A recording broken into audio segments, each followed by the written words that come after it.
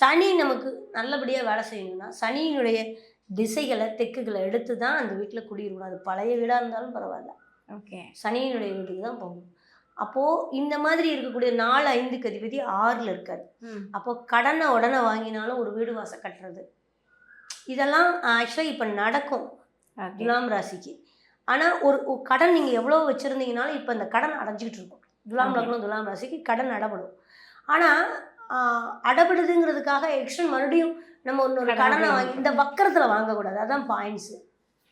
வக்கரத்தில் தொழில் நல்லா இருக்குது, நமக்கு வேலை நிறையா இருக்குது, 6 உத்தியோகம் வேலை பார்க்குற இடம், அப்போ நமக்கு நல்ல வருமானம் வந்துட்டுருக்கு, நம்ம வந்து இன்னும் கொஞ்சம் வாங்கினா கூட சமாளிச்சிடலாம் அப்படின்னு சிக்கணும்னா வக்கர நிவர்த்தி ஆனோடனே மறுபடியும் இந்த இப்போ செஞ்சுக்கிட்டு இருக்கோம்ல அதெல்லாம் உள்ளே போயிடும். ஓகே. அதே மாதிரி அதெல்லாம் இழந்து ஸ்டாப் ஆகி இன்னொன்றில் கால் வச்சதுனால இதுவும் ஒன்று போய் அப்படி ஆயிடும். சனியை பொறுத்தளவுக்கு வந்து ஒன்றை பார்த்தேன்னா ஒன்றை முடிச்சுட்டு அப்புறம் தான் அடுத்ததுக்கு போகணும். அது அவரோட ஃபார்முலா. அது ராகு இல்லை, இங்கேருந்து அங்கே அங்கேருந்து அங்கே அப்படி போகிறதுக்கு. அதனால் இந்த சனி ஒரு யோகமான ஒரு இடத்துல இருந்து தான் வேலை செஞ்சிட்ருக்காரு. ஓகே. ஆள் அதிகாரம் சேவகம். நீ ஏறின இப்போ நான் கிளம்புறேன் அப்படின்னா நான் பஸ்ஸை பிடிச்சி ஆட்டோ பிடிச்சி போனால் இருங்க மேம் நான் என் கார் இருக்குது நான் போகிறேன் நான் காரில் கொண்டு போய் விட்றேன் மேம் அப்படி சொல்கிற காலம்.